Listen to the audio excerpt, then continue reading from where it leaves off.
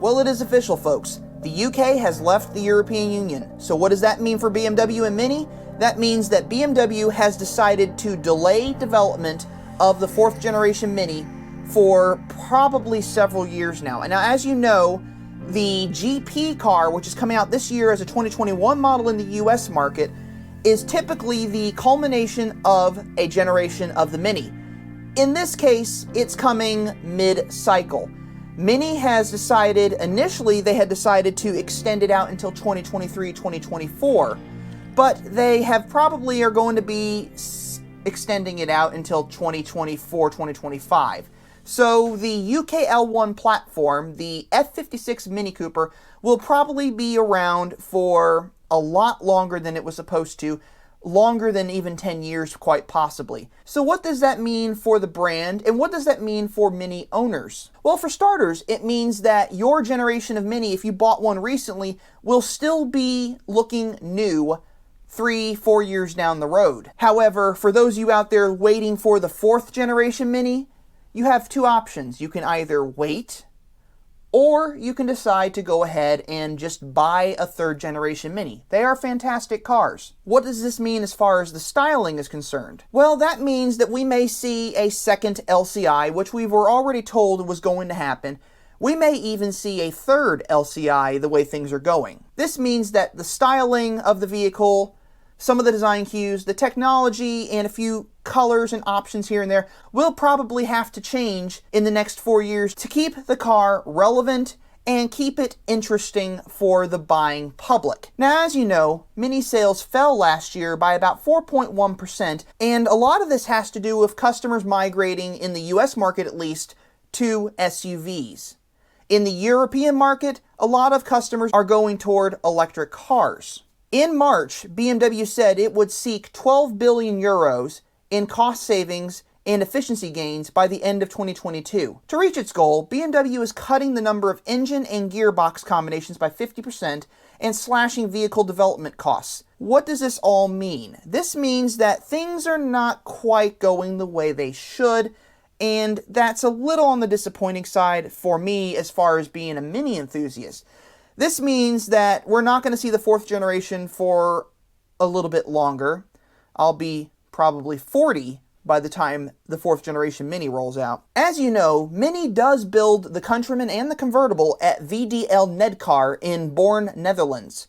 Now, why do I bring this up?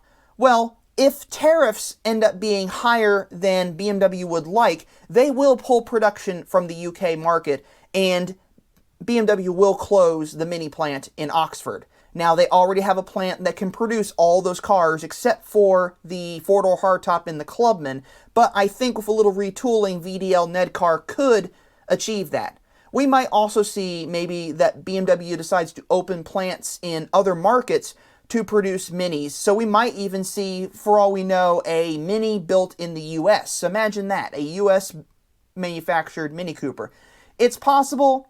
They've built them in other countries in the past. In the classic Mini generations, they built them in Italy, they built them in Belgium, they built them everywhere. So it wouldn't be unreasonable to assume that they might try to build them elsewhere outside of the UK under the circumstances with Brexit. My hope is that Mini does decide to stick to the UK market, assuming costs work out for them, and I'm hoping that this unfortunate situation with the UK leaving the European Union doesn't affect the ability for Mini to be a viable brand worldwide. Now, unfortunately, most American customers are so preoccupied with SUVs that they can't see the forest for the trees. SUVs have been a fad in the past. They've been a trend. They've come and they've gone. 2008, if you all remember, they were very popular and then they faded out. It's not unreasonable to assume that that could happen again, and small cars will become popular again. Now, what Mini needs to do is they need to remain relevant, and in order to remain relevant, they have to keep the styling fresh. They have to keep the options interesting and appealing. They have to appeal to the market. Now, unfortunately, as a lot of you know with the advertising that Mini has done in the past, the current generation of Mini, the advertising was very Eurocentric, very millennial-centric. It didn't cater to the market in the United States that buys these cars. The average age of a Mini owner in the US, a person who will buy a brand new Mini, is in their 40s or 50s. the young people are either not buying them or they just can't afford them.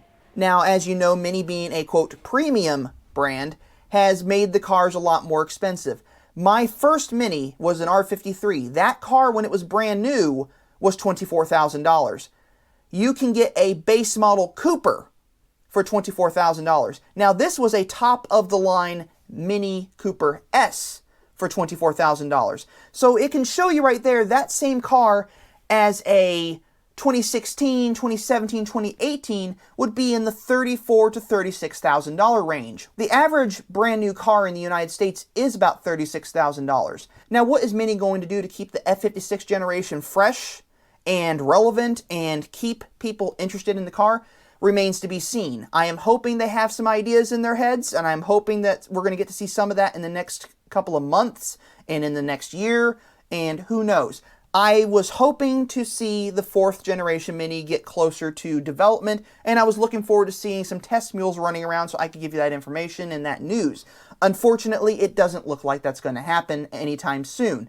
We are, however, going to see the 2021 Mini Countryman unveiled later this year, which will be the LCI, that's the Life Cycle Impulse, that is the refresh for the car, and it will give you a little bit of an idea, possibly, of what they might be doing in future iterations of the car. We're going to probably see some more refreshing of the line going as the vehicles age, because as you all know, most life cycles for BMW and Mini have been 7 years, so this will be the longest life cycle they've ever done. But I'm looking forward to also seeing what Mini might bring out with this and what BMW might have for Mini in the long run. So I wish BMW the best of luck. I wish Mini the best of luck. I wish the citizens of the UK the best of luck with Brexit. I know a lot of you were either for it, and a lot of you were definitely against it. I'm a little surprised it did happen, but it was kind of an inevitable thing with the way politics goes in most countries these days. So it's kind of crazy to see how it's affecting the auto industry. And as you heard, a lot of plants are either shutting the doors or changing their whole strategy. So it's going to affect the auto industry in the UK quite drastically, which in turn is going to affect the auto industry in the world as a whole, because Mini, BMW, most of the brands in the world today are global cars. They are not specific to one market anymore. They are sold everywhere. So I'm hoping for good things, and I'm hoping Mini comes out with some great products over the next couple of years, and I'm hoping they're probably going to come out with some special editions as well in the light of this. So we're going to see a lot more special editions. Maybe we'll see a 500 horsepower GP3. Probably not. But we might see some other changes go on with the Mini lineup to keep it kind of interesting and keep it fun.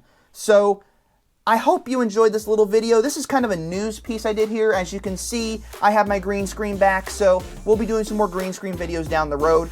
But if you enjoyed this, don't forget to check out my other videos on the channel. If you want to watch some videos on the John Cooper Works, I got a playlist of those. If you want to watch a playlist of videos on the Mini Countryman, naturally I got a list of those. The new electric Mini, I got a playlist of those too. But I'm going to put up whatever playlist I want at the end of this video, because I want you guys to come over there and join me on that. So head on over there, check out those videos.